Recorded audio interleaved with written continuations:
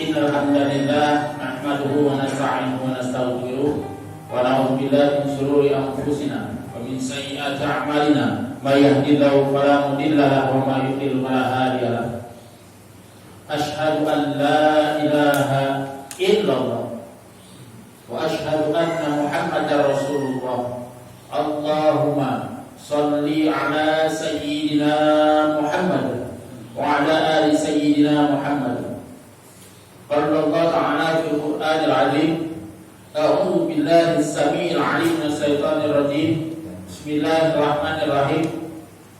Ya ayyuhalladzina amanu taqullaha haqqa tuqatih wa la tamutunna illa wa antum muslimun.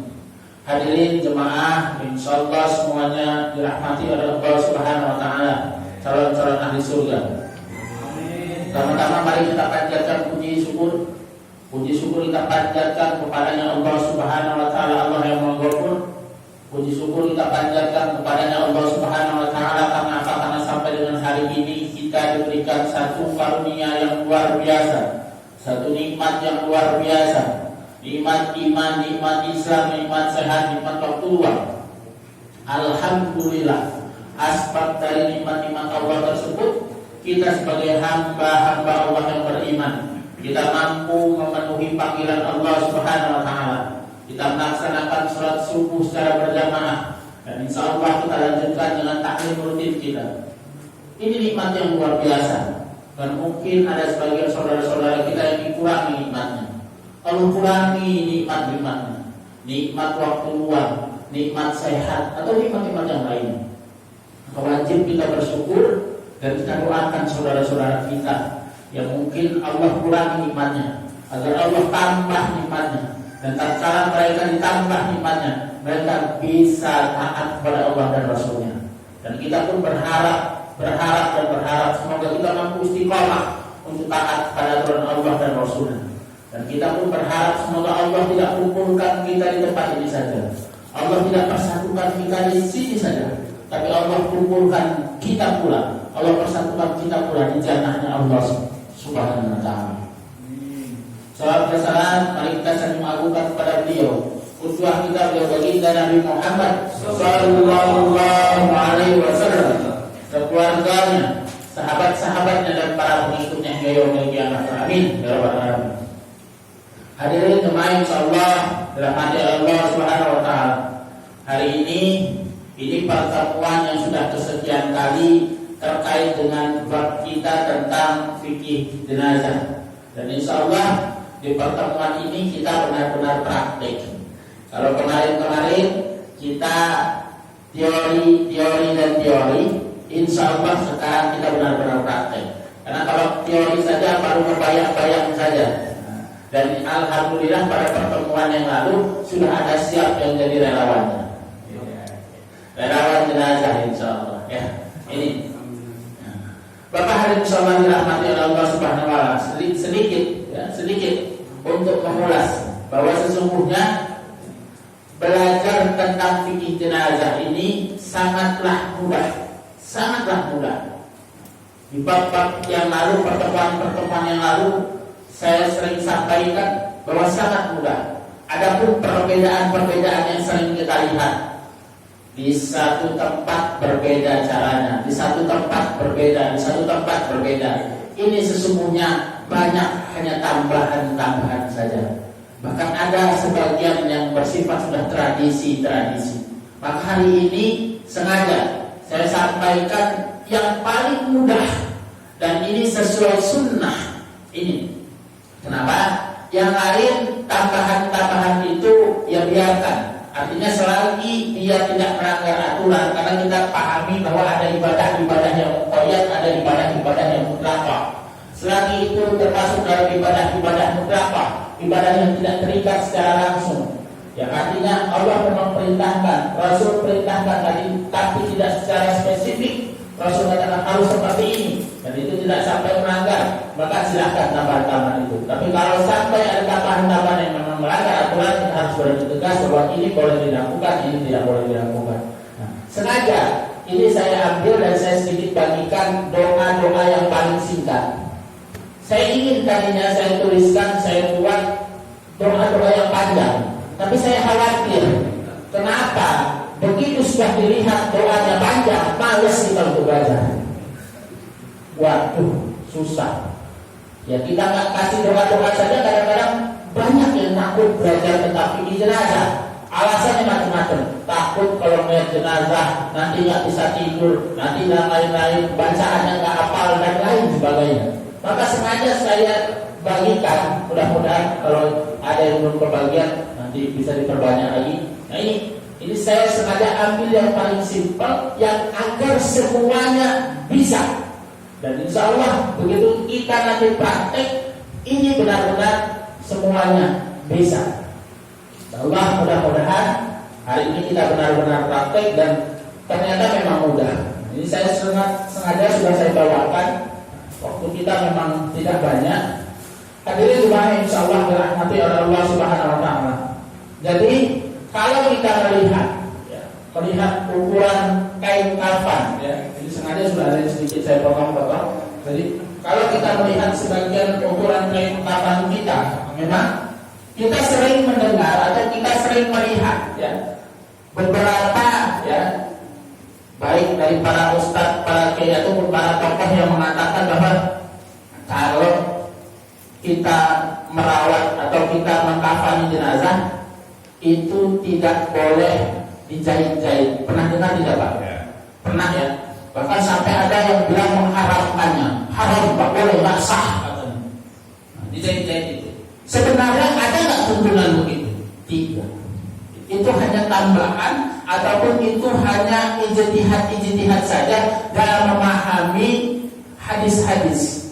Kalau kita lihat ini ukuran normal, kita boleh beli kalau dimanapun, ukuran lebar kain kafan itu ukuran normal itu segini lebarnya. Maka kalau kita hitung itu tidak akan pas dengan ukuran manusia kalau kita mau balik. Maka bagaimana tata caranya? Tata caranya mudah. Nah, kita harus pahami dulu seperti yang kemarin sebenarnya teorinya sudah saya sampaikan, tetapi ini sedikit mengulang bahwa cara agar kain kafan ini bisa cukup, kita kan menghitung nih si orang yang meninggal dunia, dia kira-kira ukuran kain kafannya berapa. Mudah sekali sebenarnya. Kalau kita menghitung panjang jenazah, nah ini kalau untuk panjangnya itu kita hitung begini. Seandainya panjangnya itu atau tinggi seseorang, tingginya berarti panjang jenazah itu panjangnya 165 cm. Maka cara menghitungnya bagaimana? 165 ditambah sepertiganya. Jadi sepertiga dari 165. Nah ini cara menghitungnya begitu. Untuk menghitung lebarnya bagaimana? Kalau menghitung lebarnya, tinggal lebar kita hitung jenazah itu. Nah, hitung dari bahu ke bahu. Nah, umpamanya lebarnya 41. 41 berarti 41 dikali 3. Nah itu rumusnya seperti itu. Nah, kalau untuk lebar itu dikali 3. Jadi dari lebar jenazah dikali 3. Kalau untuk panjangnya ditambah 1/3. Itu insya Allah. Nah itu caranya. Maka kalau kita lihat kita membeli, itu pasti tidak akan cukup. Nah, ada sebagian di masyarakat itu mereka caranya adalah saya minta satu orang yang ikut di sini, boleh membantu saya. Ya. Ada sebagian orang. Nah ini. Kalau tidak cukup itu caranya dia disambung. Nah ini ada beberapa yang sudah disambung, ada yang belum disambung. Ini ada yang saya buat yang sudah dijahit. Nah ini yang sudah dijahit, ini yang belum. Biar nanti tahu. Kalau pakai jahit juga boleh. Ya. Kalau tidak apa-apa. Nah ini. Ya. Ini saya hitung kira-kira tinggi yang 165. Sengaja saya buat seperti ini biar cepat karena waktu kita sampai suruh kan tidak lama. Nah ini. Ini ukurannya yang sudah kita jahit. Jadi kita tambah karena tadi hitungannya dia kurang, maka dikali 3, maka hitungannya ini. Jadi 165 ya. Jadi dia dikali 3. Nah, caranya untuk jenazah laki-laki ini paling mudah, sangat mudah dan sangat mudah kalau dengan sesuai sunnah. Kenapa ada di masyarakat pernah lihat Bapak ada untuk laki-laki, jenazah laki-laki dipakai sorban? Pernah lihat ya, dipakai baju, dipakai macam-macam, pernah. Itu semuanya tambahan. Kalau kita mau jujur, lihat hadis Nabi, lihat bagaimana para sahabat dan sebagainya, itu tidak ditemukan begitu. Kenapa? Rasulullah Muhammad SAW itu dikafani dengan 3 lembar dan dia tidak memakai sorban. Beliau tidak memakai sorban. Ini hadis yang sahih. Tapi bagaimana dengan tambahan-tambahan itu? Itu ijtihad ulama, yang ulama terjadi ikhtilaf, terjadi perbedaan pendapat di antara ulama. Nah, terkait dengan ikhtilaf ada kaidahnya. Kaidahnya apa? Seperti yang sering saya sampaikan. La yunkaru al-mukhtalafi wa innama yunkaru al-mujma'alaih. Jadi seseorang itu boleh saja mengikuti pendapat yang masih diperselisihkan ulama. Kita tidak boleh mencegah hal itu kecuali suatu itu sudah disepakati oleh ulama. Artinya pilihan. Tapi hari ini kita tidak mau membahas yang tambahan-tambahan itu. Artinya silahkan, itu mereka yang berpendapat itu, silahkan kita buat yang memang simpel, yang sesuai sunnah, insya Allah. Ya. Adapun ikhtilaf, ulama masih berbeda pendapat, bisa benar, bisa tidak. Karena ijtihadnya ulama, benarnya itu pahala 2, salahnya pahala 1. Nah ini kita tidak bahas yang itu. Kembali terkait dengan pertama, bagi mereka yang berpendapat tidak dengan dijahit, ini sebenarnya sah-sah saja dan boleh-boleh saja. Hanya saja dikhawatirkan, ini hanya pengkhawatiran, dikhawatirkan saat itu ditumpuk. Jadi ditumpuk, saya minta satu. Nah ini kan 1 lembar yang pertama. Nah, ini seolah kalau kira-kira memang sudah. Nah, ini begini, ya. Nah, ada lembar yang kecil. Nah ini yang kecil, ya. Ini seolah-olah dari jahit. Kalau mau kita praktek jahit juga boleh. Nah, ini untuk laki-laki paling simpel sebenarnya. Nah, lebih sunnahnya lagi sebenarnya, ya. Kalau mau di setiap, nah ini, ya, di setiap kita sebut ini ditaburi minyak wangi. Ini kalau mau. Setiap lembarnya itu ditaburi minyak wangi. Nah, ini. Ada sebagian di masyarakat kita minyak wangi nggak mesti ini. Ada yang macam silahkan. Bahkan katanya minyak wangi kan bisa juga pakai bunga, itu tapi berlebih-lebihan lah menurut saya. Nah, jadi ada yang pakai bunga, pakai apa tuh? Lebih baik tidak usah. Jadi cukup dengan minyak wangi. Artinya apa? Lembar pertama taburi minyak wangi.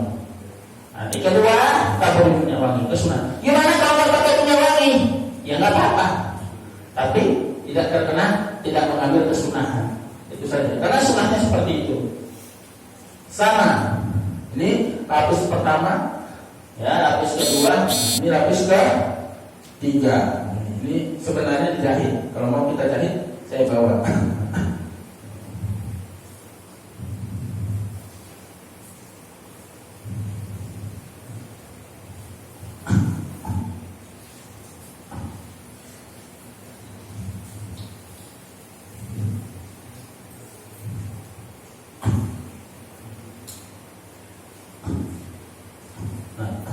Ini terkait dengan sudah kita lihat lapis ini. Nah, lalu selanjutnya, nah ini setelah 3 lapis ini semua khusus untuk laki-laki, ya, ini,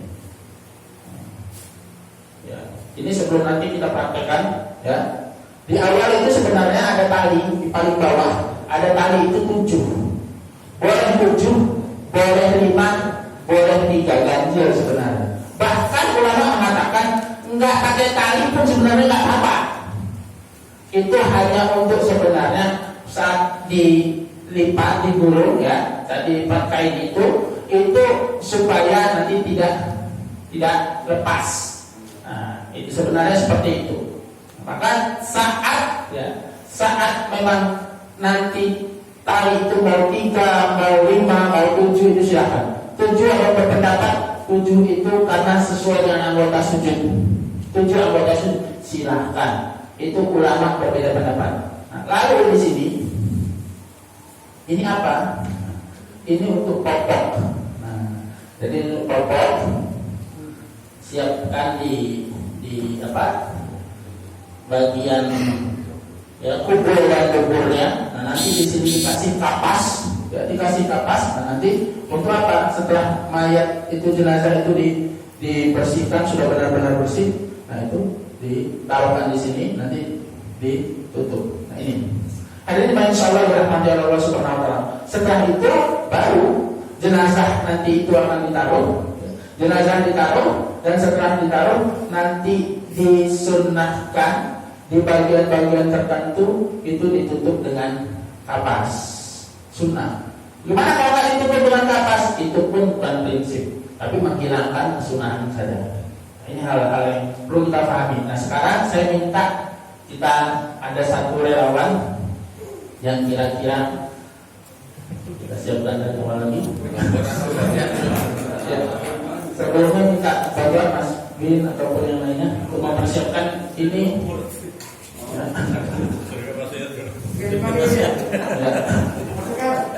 Nah, ya, di depan kita tidak praktek memandikan.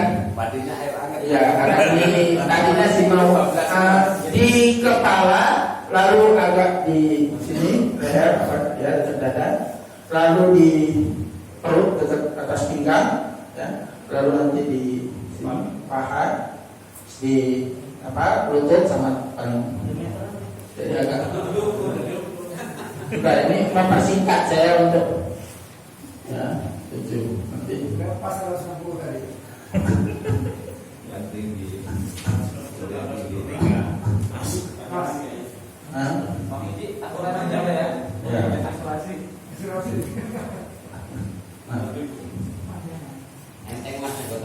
Yang saya bagikan ini ada doa-doa seperti doa memejamkan mata jenazah. Ini ada doa yang agak panjang, ada doa yang pendek. Yang paling pendek paling enak sekali dibaca berulang-ulang itu. Bismillahi wa ala millati Rasulillah sallallahu alaihi wasallam. Insyaallah sekali baca langsung hafal. Nah, ini maka saya ingin bagaimana kita belajar untuk mengurus jenazah ini mudah dan semua bisa. Jadi kedepannya mudah-mudahan ya, kalau memang nanti yang mengurus terkait dengan rukun-rukun kematian itu kalau bisa yang muda-muda harapannya. Karena sebagian besar kalau saya lihat di sebagian tempat itu banyak orang yang usianya sudah 60 tahun ke atas. Nah, ini rata-rata. Ini kita lihat ya. Boleh? Ya. Ya, kepala. Ya. Nanti posisi kiblat, kepala di posisi dia.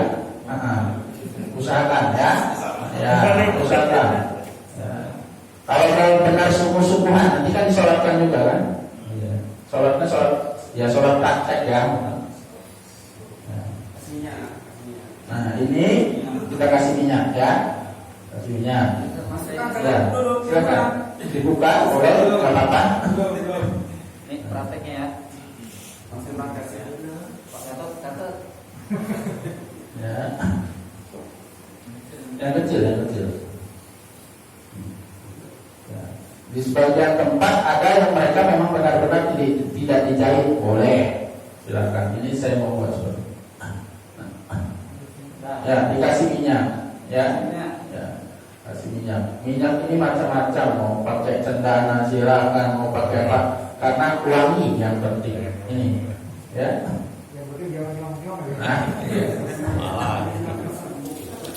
Serbuk cendana bisa pakai seperti itu, silahkan, tidak apa-apa. Nah itu bisa dicampur itu ya di saat di sini saat memandikan. Nah kalau ada proses memandikan itu kan ada juga termasuk kapur barus itu kan juga dicampur di sini. Ya wangi-wangian. Nah, Saat memandikan itu dicampur kapur balusnya. Dan seperti teori yang saya sampaikan pada pertemuan yang lalu, memandikan itu tidak ada bacaan khusus. Jangan lagi kita beranggapan air itu nggak boleh putus. Masih ingat ya, mudah-mudahan. Jadi kadang-kadang ada air harus pakai waktu terus itu. Ini tambahan-tambahan yang nggak jelas dasar hukumnya. Jadi silakan. Kalau nggak putus kita mudah aja pakai selang aja kita gini, kan? Sebenarnya tidak gitu. Jadi silakan. Yang penting adalah hubungan suci. Jadi benar-benar suci, bersih. Nah, begitu benar-benar sudah suci, bersih, diwudukkan. Dan dari sini juga yang saya berikan ini sudah ada doa cara mewudukkannya. Jadi cara memandikan jenazah ada niatnya sudah kita baca. Kemarin pada pertemuan juga sudah saya sampaikan. Ini biar ingat-ingat saya bagikan terkait doa mewudukkan jenazah, lalu doa memandikan jenazah. Ustaz, saya nggak hafal doa-doa begini dalam hati. Boleh, karena niat ini pun kembali ulama berbeda pendapat. Sepakat ulama niat itu letaknya di hati. Adapun dengan ucapan nawaitu ataupun usolli itu hanya membantu. Artinya tanpa pengucapan nawaitu, tanpa pengucapan usolli, begitu kita di dalam hati itu sah. Maka jangan lagi ada sekarang begitu, mohon maaf, kadang ada orang tuanya yang meninggal, kerabatnya yang meninggal, anak-anaknya gak ada yang mengurus. Alasannya apa? Gak bisa, gak ngerti doanya, gak ngerti niatnya. Ini hati-hati, sedih kalau ada yang seperti ini. Ternyata mengurus itu mudah. Ya, kalau sudah masuk semua, ya, lalu boleh, ya. Ya. Kalau jadi, teori mengangkatnya ini juga harus ya. Jadi ada beberapa orang, kalau dalam mengangkatnya jenazah, 2 orang, 3 orang kayaknya, 3 orang, ya. 2 orang beratan, ya. Iya. Ya, agak di perut. Nah, ya ini di, ya.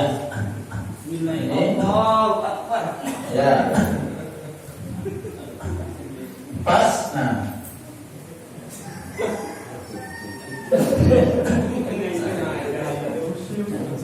Saat ya ini posisinya seperti ini. Jadi perhatikan, ini pas. Jadi untuk di kepala memang dia agak lebih lebar ya, lebih jauh untuk nanti. Ini untuk di kepala sudah tepat sekali. Dalam posisi seperti ini, perhatikan bahwa nanti aurat ya si mayit, aurat jenazah itu harus tetap terjaga. Jangan sampai seperti ini auratnya terlihat, maka tetap harus ditutup. Termasuk pada saat nanti, mohon maaf, kan ada popok yang di sini, ya, yang ada kapasnya. Nah ini, ya, ada kapas ini. Maka saat kita memberikan kapas ini, ya, boleh, ya, kapas di sini. Nah maka ini benar-benar menjaga auratnya, jangan sampai terlihat. Digeser begini. Jadi sebelumnya sudah ada kapas-kapas di sininya, ya. Di depan, di kubur dan di dubur. Ya, itu sudah ada kapas. Ini untuk apa? Untuk kehati-hatian, ya. Kalau masih ada, mohon maaf, kotoran-kotoran seperti itu. Nah, ini hati-hati. Maka ini. Adapun yang lain katanya ada ikat kepala, itu semuanya tambahan. Lalu selanjutnya bagaimana untuk laki-laki? Mudah sekali. Lalu selanjutnya ada beberapa kesunahan untuk menutup di bagian-bagian tertentu, di sela-sela, di lubang-lubang. Nah, ini boleh yang praktik, ikut praktik boleh. Betul. Ya, boleh tuh. Nggak, anggapnya ini sudah tertutup lah ya. Ya, kira-kira sudah ditutup lah ya.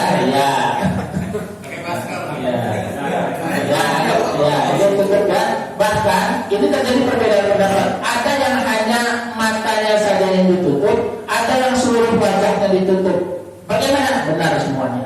Jadi ada yang pakai napas besar, langsung ditutup, ditutup, langsung ke wajah. Nah, ada yang cuma matanya saja. Benar semua, silahkan, ya, tidak mengapa.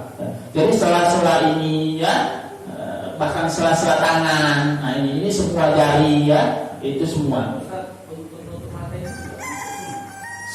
Sunnah, ya, itu ya.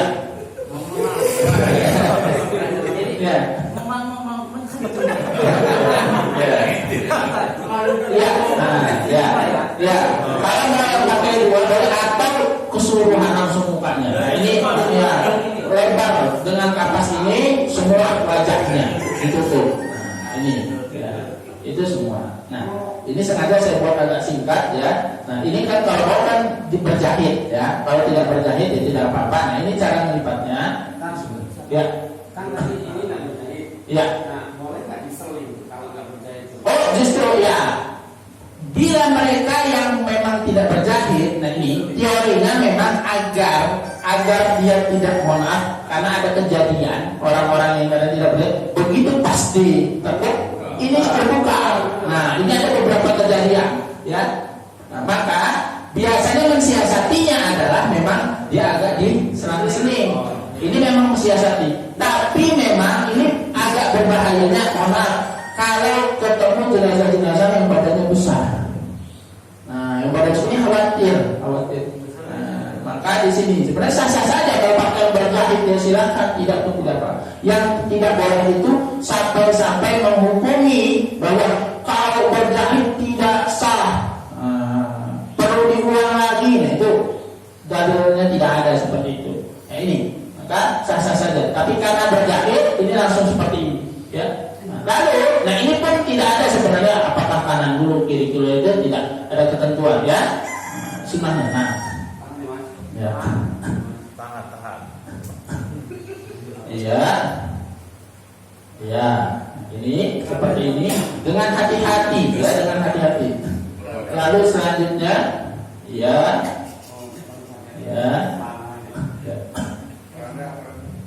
ada semutnya ya.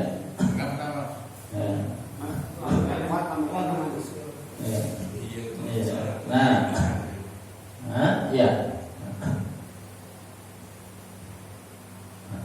Kita buat. Nah, ini untuk simple sekali. Insya Allah begitu kita melihat semua bisa, ya. Pasti insya Allah bisa, ya. Nah ini karena mudah. Nggak ada bacaan khusus lipatan pertama harus pakai doa, lipatan kedua pakai sholawat, lipatan itu tidak ada sama sekali. Nanti bukan begitu ya. Ya. Nah, setelah ini, ya, nggak ini ya, nggak sesak ya. Ya. Oh ya. Ya. Nanti ya. Nah, terkait dengan ini, ini nggak ada urutan. Nah, diputar seperti kita permen, ya. Nah, ya diputar perlawanan, ya. Ya, jadi perlawanan, ya, kira-kira perlawanan. Nah, ini yang dikhawatirkan kalau yang tadi nggak dijahit, jangan terlalu kuat. Kalau terlalu kuat, pasti ada pernah kejadian. Ada salah satu jemaah kita cerita pernah melihat ya bahasanya ya. Ini. Nah, setelah ini baru, nah, sunnahnya, nah, ini di sini ya, ini untuk sini diikat. Nah, ikat sunnahnya kiri, ke kiri, mana kirinya? Kiri. Nah, sini kiri. Nah, ya kiri. Nah, ikat simpul, jangan simpul mati karena nanti akan dibuka. Ya. Boleh yang lain ikut kalau mau praktek ikat nggak apa-apa. Nggak takut nggak apa-apa. Ini bukan jenazah semua. Ya. Mas, perbedaan khusus. Untuk yang ini, ya, nanti bikinkan. Nah, iya nanti. Jadi ikatnya begini. Nah, biar dia menandakan ini posisi kepala. Apa? Sini. Oh, sini. Bukan sini. Gini. Ini. Nah, ini diikat nggak apa-apa. Nah, atau sininya juga nggak apa-apa. Tapi ini diikat biar dia nggak lepas. Nah, ini diikat. Nah, yang ini di sini. Nah, Itu Iya. ini puter berapa kali pun nggak apa-apa. Nggak masalah. Oh. Yang penting jangan ikat simpul mati. Untuk dicopot. Iya, di kiri, ke kiri dia sebelah kiri. Sebelah kiri, sebelah kiri. Posisi Itu sebelah kiri. Itu gini. Kiri sini. Nah, ikatnya itu. Ini sebenarnya untuk memudahkan saja. Jadi para ulama mengatakan bahwa sebenarnya nggak ada ikatan pun sah sebenarnya. Cuma bagaimana cara ngangkatnya nanti. Ini sebenarnya untuk memudahkan saja. kali wangsul. Talinya simpul, jangan simpul mati. Nanti lupa dibuka repot. Kok gerak ini? Nah, dalam posisi seperti ini. Nah, inilah ya. Inilah sebenarnya posisi. Nah, seperti ini bagaimana? Selesai, mudah sekali. Saya katakan mudah atau sulit? Mudah. Kita melihat pasti insya Allah langsung bisa ya. Bisa ya. Gampang saja rumusnya. Untuk menghitung panjang jenazah itu berarti ditambah sepertiga. Jadi kalau kita menghitung, ingat-ingat cara menghitungnya biar nggak kelebihan atau kekurangan. Panjang jenazah tambah sepertiga. Untuk lebar jenazah berarti dikali 3. Itu saja rumusnya, selesai. Menghitung. Nah ini. Setelah ini bagaimana? Ya disolatkan. Disolatkan. Boleh ada satu mungkin yang mau jadi imam? Gak apa-apa. Contoh. Ya, praktek. Ibunya siapa? Kalau laki. Nah, jadi usolli ya, ini kan kalau untuk mayit laki-laki itu ya hadhil mayyiti. Nah, itu hadhil mayyit. Kalau dia perempuan hadhil mayyitati. Nah, itu ada yang di tempat saya bacakan. Nah, posisi nanti kalau kira-kira panas Mas bisa di ini ya.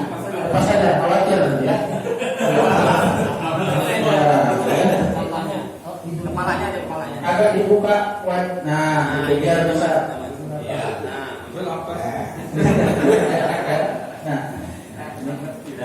Nah, saya ini nggak apa ya. Nah, silakan ya. Kalau untuk laki-laki, posisi imam jadi di dekat pundak ya. Sunnahnya ini saat melaksanakan sholat usahakan safnya ganjil. Jadi diusahakan bisa 1, bisa 3, bisa 5 dan lain sebagainya. Nah, terkait dengan sholat ini semuanya hampir sama, hanya bedanya adalah dilakukan dengan 4 takbir, tidak ada ruku dan sujud. Ya, jadi jangan nanti ada sholat posisi imam ditinggal, dekat imam. Nah ini untuk perempuan, ya, untuk perempuan. Nah, hadirin dimain sholat dirahmati oleh Allah Subhanahu Wa Taala. Nah, sama. Jadi saat niat itu saat takbiratul ihram itulah saat niat. Muqarranah. Imam Syafi'i mengatakan demikian. Nah, niat letaknya di hati. Adapun kembali lagi saya ulangi, adapun dengan bacaan nawaitu ataupun usolli ala hadzal mayyiti ya fardulillah taala silakan. Itu silahkan saja ya. Jadi pada saat kita Allahu Akbar, nah silahkan mau yang begini sama saja ya. Nah itu. Nah saat kita seperti ini ya 4 takbir itu 4 takbir sudah dengan ya semuanya jadi 4 takbir langsung kita membaca Al-Fatihah ya. Membaca Al-Fatihah boleh kalau mau membaca Al-Fatihah silakan ya. Ini disirkan, tetapi karena ini untuk pembelajaran, silakan boleh Mas Bin dijaharkan. Tapi ingat bahwa disirkan pada saat penalunan. Bismillahirrahmanirrahim. Alhamdulillahirabbil alamin. Arrahmanirrahim. Maliki yaumiddin.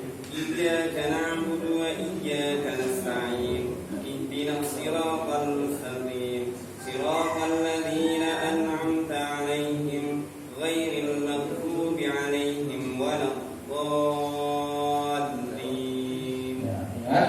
Ya, ini karena belajar dijaharkan. Tapi kalau sesungguhnya tidak ada yang dijaharkan. Lalu takbir yang kedua, Allahu Akbar. Lalu membaca sholawat. Sengaja yang saya sampaikan di sini, ya, tulisan yang saya bagikan itu yang paling singkat. Lagi-lagi kenapa saya ambil yang paling singkat? Biar pada mau belajar. Ini. Ya. Bacaan yang paling singkat cuma Allahumma sholli ala Muhammad wa ala ali Muhammad. Kalau diperpanjang lagi itu doa salawat Ibrahimiyah, salawat saat akhir. Ya, itu silakan. Allahumma salli ala Muhammad wa ala ali Muhammad kama sallaita ala Ibrahim wa ala ali Ibrahim fil alamin. Jadi Allahumma sholli ala Muhammad wa ali Muhammad kama shallaita ala Ibrahim wa ala ali Ibrahim wa barik ala Muhammad wa ala ali Muhammad kama barakta ala Ibrahim wa ala ali Ibrahim fil alamin innaka Hamidum Majid. Ini ya hadis yang pertama. Karena bacaan sholawat Ibrahimiyah itu ada beberapa riwayat. Silahkan mau pakai yang ini boleh, pakai yang innaka Hamidum Majid yang diulang 2 kali benar juga. Nah, jadi kita harus berani tegas. Kalau memang ada riwayatnya, ada dasarnya, ya sudah silakan. Nah ini, jadi ini ada dalilnya, ini ada dasarnya, silakan. Saya pakai riwayat ini memang ada dasarnya dan silakan. Ini untuk mempermudah, untuk menghindari gesekan-gesekan dan kita sampaikan kebenaran itu seperti apa. Ini sebenarnya. Jadi silakan. Karena sholawat itu banyak bacaannya, ya, termasuk dalam. Lalu takbir selanjutnya. Allahu Akbar. Nah, ini doa. Doa yang paling singkat kalau untuk mayat atau jenazah laki-laki, Allahumma firlahu warhamhu wa'afihi wa'fu anhu. Ini selesai sampai di sini. Mau diperpanjang lagi silahkan. Tujuannya agar kita semua bisa. Nanti kita sampaikan. Ini bagaimana kalau itu perempuan, tinggal diganti domirnya. Allahumma, yang dulu itu jadi ha. Allahumma firlaha warhamha. Nah ini langsung ha semua. Ini wa'fu anha. Nah ini semua. Kalau banyak meninggalnya karena masal yang meninggal banyak, ya. Ini Allahumma firrahum warhamhum wa'afihi wa'fu anhum. Nah ini maka tinggal diganti domirnya sana, ya, hum atau ha atau hum. Kalau dia 2 orang, huma, Allahumma firrahuma. Nah silahkan. Nah ini Kalau tidak hafal, Ustaz. iya, Kalau tidak jadi hafal sama sekali, doanya kalau nggak hafal sama sekali gitu. kalau doanya tidak hafal sama sekali, cukup ya itu tadi. Allahumma paling singkat, Allahumma firlahu warhamhu wa'fu anhu, atau Allahumma firlaha warhamha wa'fu anha. Nah ini cukup itu saja. Maka diusahakan imam kan punya syarat sebagai imam. Makmum kalau nggak hafal ikut aja imam, selesai. Ini. Maka kalau imam ya harus dia paham dengan itu, ya. Karena dia begitu berniat.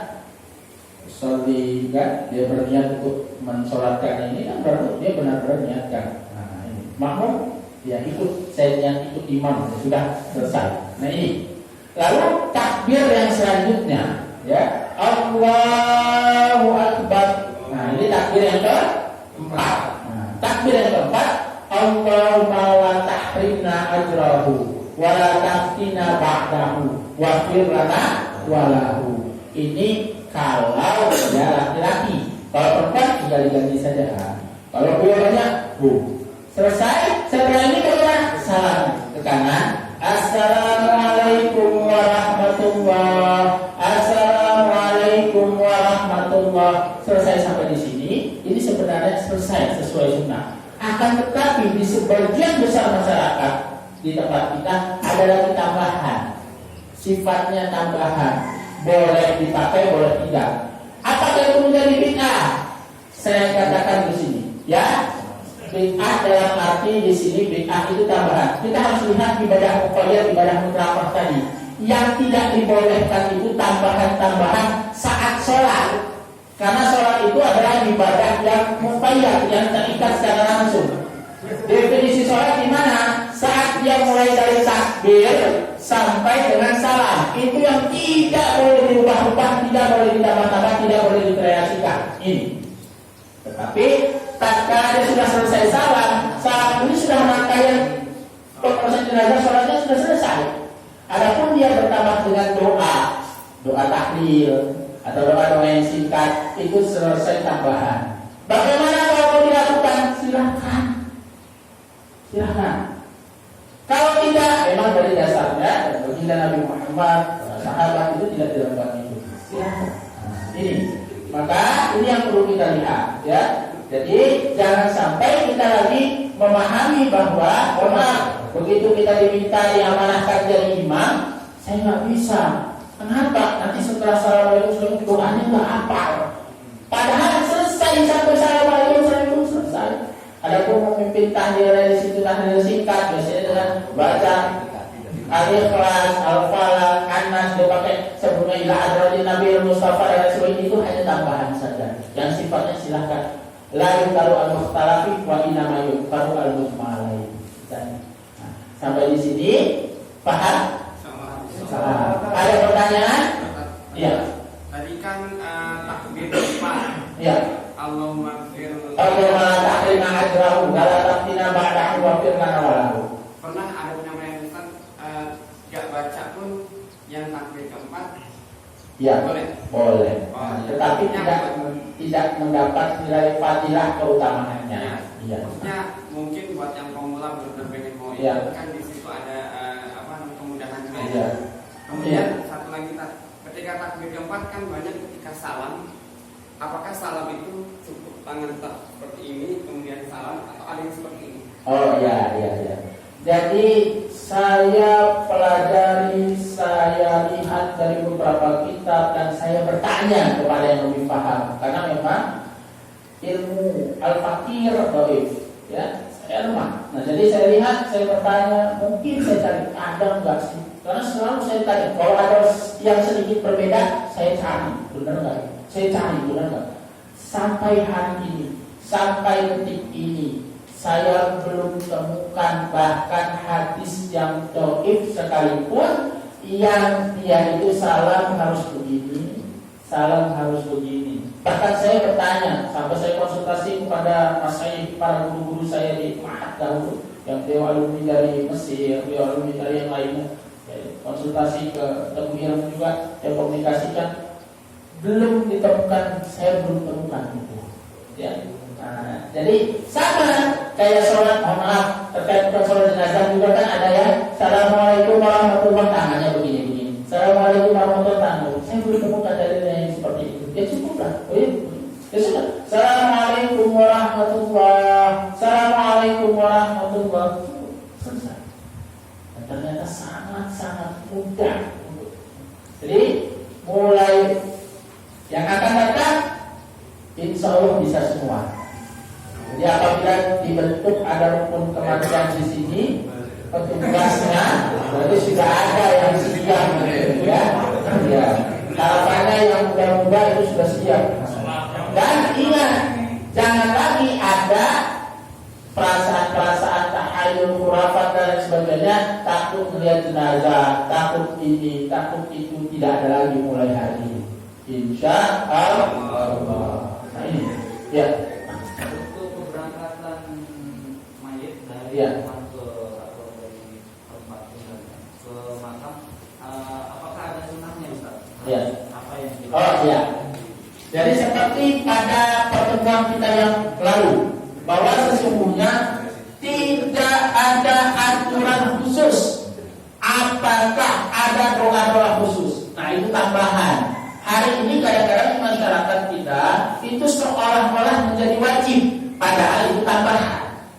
Hanya tambahan saja yang sifatnya itu mubah. Kita ingat ada sunnah, ada mubah. Kalau sunnah itu jelas dianjurkan. Kalau mubah sifatnya ya boleh-boleh saja.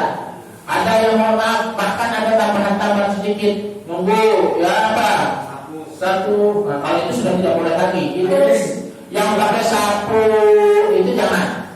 Karena karena itu sudah masuk kepada akidah, karena akidah jangan. Lebih baik tinggalkan.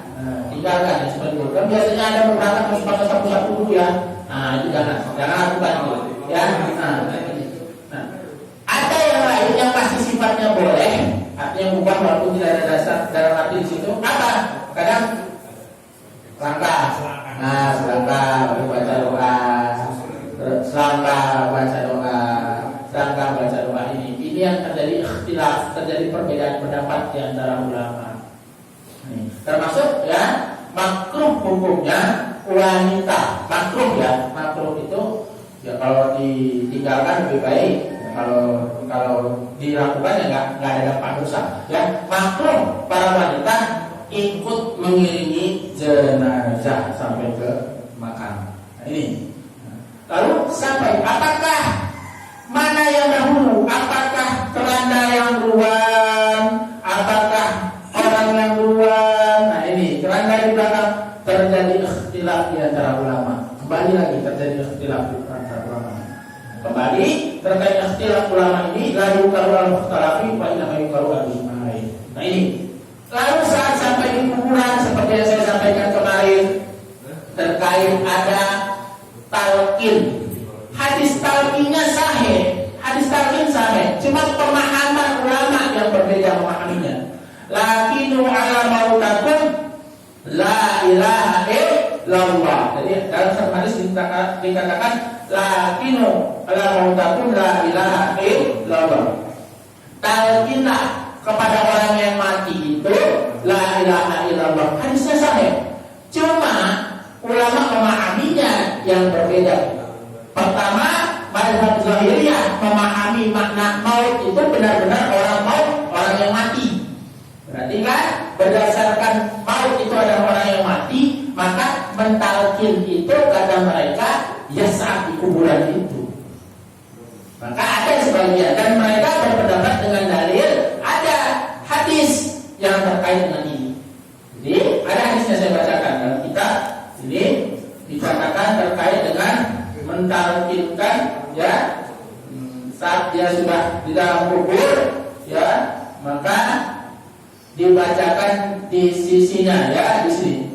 Nah, ini dikatakan jadi wa antarrah bin Habib ya ahadi ya tabi'in qala kanu yastahiquna ila suwaya 'alal mayyiti qabruhu ya. Jadi di sini dikatakan ada salah seorang tabi'in ya yang apabila telah diratakan kuburnya, nah itu mayit tersebut, nah, dan orang-orang itu telah pergi, maka di sini hendaklah ya dikatakan apa? Wan sarafan nasahu. Jadi apabila sudah pergi, ayyuqala 'inda qabrihi, maka dibacakanlah di sisi kuburnya. Di sisi kuburnya apa? Ya fulan, hey fulan. Nah, fulan ini talqin, proses talqin. Ya fulan, hey fulan. Fulan ini sebut namanya. Maka kan kita sering melihat ya, pada saat sudah diletakkan, sudah semua. Nah, hey fulan. Nah, qul, katakan, qul ya fulan, qul la ilaha illallah salasa marratin. Ya fulan, qul rabbi Allah wa dinil Islam wa nabi Muhammad. Ini dikatakan demikian. Maka di sini hadisnya ada. Nah ini mazhab Zahiriyah memahami ini talqin. Maka terjadi ikhtilaf, terjadi perbedaan pendapat. Ya, walaupun hadis ini tidak sampai kepada derajat hadis sahih, ya, tidak sampai ke derajat hadis sahih. Tapi ini ada. Nah, ini terjadi perbedaan. Tetapi sebagian lagi memahami terkait dengan talqin itu adalah orang yang dalam kondisi sakaratul maut. Jadi ini dalilnya ada. Jadi ya fulan, hai fulan sebut namanya. Qul la ilaha illallah. Katakan la ilaha illallah sampai 3 kali. Ya fulan, qul la ilaha illallah. Ya qul la ilaha illallah. Jadi ya fulan kalau namanya Ahmad, ya Ahmad, qul la ilaha illallah sampai 3 kali diulang.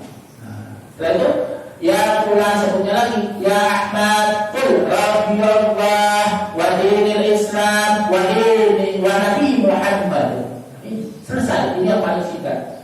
Maka kita jangan lagi berpolemik terkait itu, ya. Adapun azan dan iqamat memang hadisnya tidak ada, itu hanya kias. Nah, terkait hukum kias ini ulama berbeda pendapat. Ada ulama yang mau pakai hukum kias, ada ulama yang tidak mau pakai hukum kias. Rata-rata saudara-saudara kita yang merujuk kepada pendapat Syalbani, rujukannya Imam Syalbani, Imam Utsaimin, itu tidak mau pakai hukum kias. Jadi mereka tidak mau. Tapi ini terjadi perbedaan pendapat. Kita tidak perlu. Yang penting adalah selagi itu bukan masalah-masalah prinsip, maka silahkan. Tujuan kita adalah hari ini agar kita semua mampu. Dan insya Allah jika tiba-tiba ada hal, mohon maaf, salah satu dari keluarga terkena musibah, yang paling afdol merawat jenazah itu adalah keluarganya, ahlinya.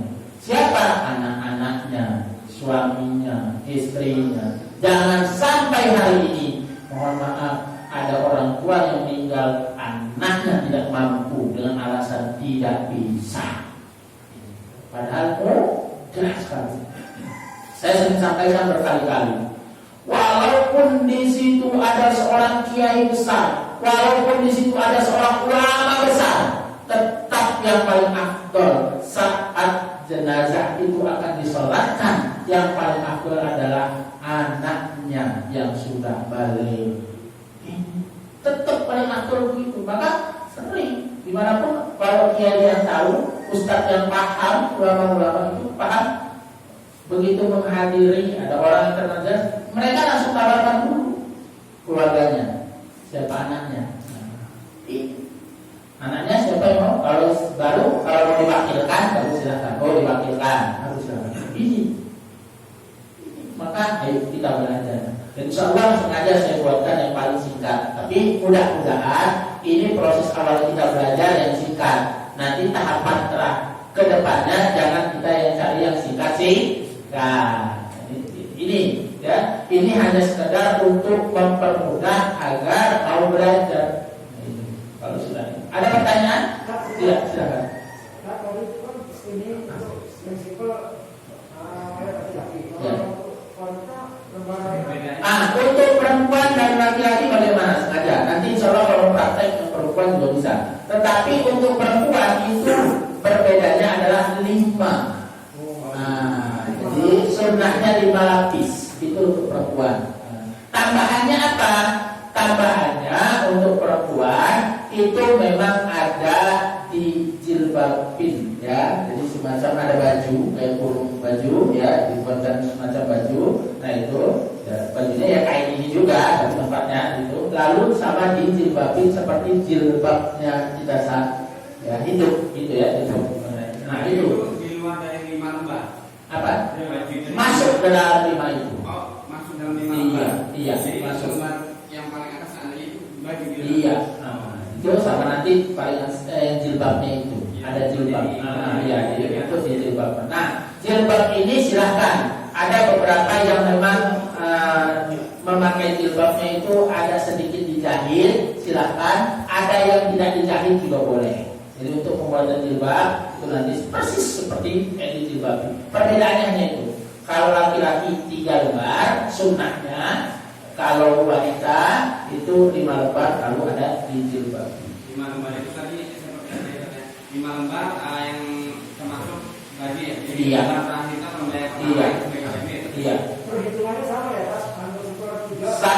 Sama semua. Untuk menghitung ukuran jenazah tadi sama. Rumusnya itu mudah kita hafal. Dari panjang jenazah ya itu ditambah sepertiga.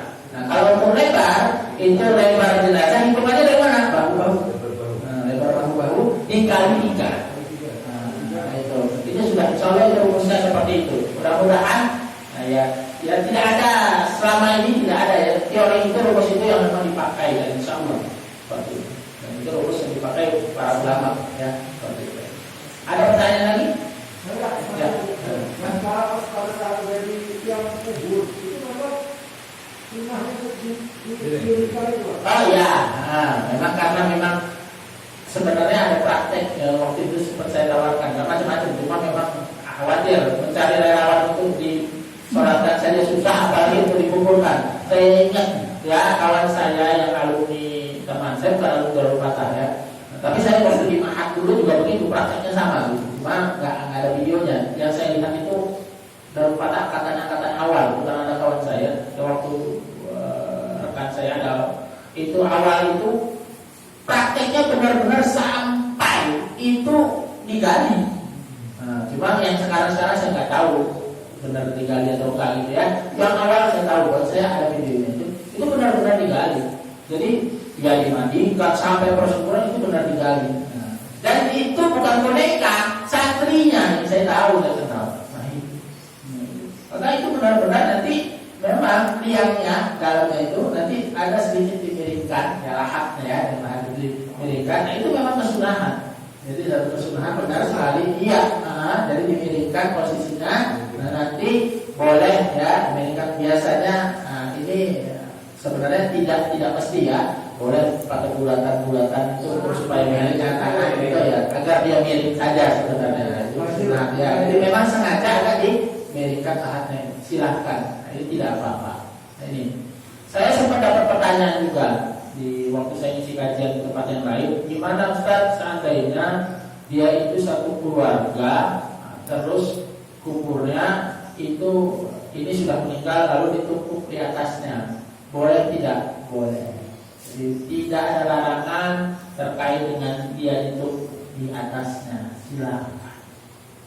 Karena ada ini kan dia laki-laki sama perempuan, suami sama istri kan beda mahramnya, bukan ini lain, hukum dunia beda dengan hukum di alam barzakh ini. Dan itu sepakat ya, jumhur mengatakan boleh seperti itu. Alhamdulillah. Ada lagi? Hanya Ustaz. Ya. Kalau sholat gaib itu gimana? Oh iya. Nah, jadi apa bedanya sholat jenazah dengan sholat gaib? Perbedaannya adalah jika sholat gaib itu dilakukan tidak ada jenazahnya. Lalu sholat gaib boleh dilakukan walaupun jenazah sudah dikuburkan. Ini. Jadi ada satu sahabat, bahkan ada riwayat, walaupun kembali saya harus sampaikan hadisnya tidak sahih, karena ini jadi pertentangan nanti terkait dengan beberapa ulama yang akhirnya ikhtilaf di antara ulama. Ada riwayat terkait dengan salat gaib, ada salah seorang sahabat yang dia mensolatkan gaib saat di kuburan. Nah, ini kenapa? Karena memang kondisi beliau saat itu ingin mensolatkan gaib dan itu di kuburan. Nah, sholat di kuburan. Nah, ini akan jadi ikhtilaf di antara ulama, terjadi perbedaan di antara ulama terkait sholat di kuburan itu. Tapi bagaimana tata caranya? Semua sama terkait sholat gaib, semua sama, takbirnya tetap 4, hanya kita niatkan sholatnya gaib. Ini dan sholat gaib ya boleh sendiri, kita boleh, mau kita berjamaah boleh, apalagi mohon maaf sekarang dalam musim pandemi seperti ini banyak kita melakukan sholat gaib ya ada beberapa tawa, ada dengar musibah, dan ini akhirnya kan kita tidak bisa mendatangi karena kondisi-kondisi tertentu, maka ya, anjurannya dengan sholat-sholat gaib seperti itu jika memang kita tidak mampu untuk menghadirinya. Nah ini, tapi semua rukunnya sama, tata caranya sama. Nah, ini, Allah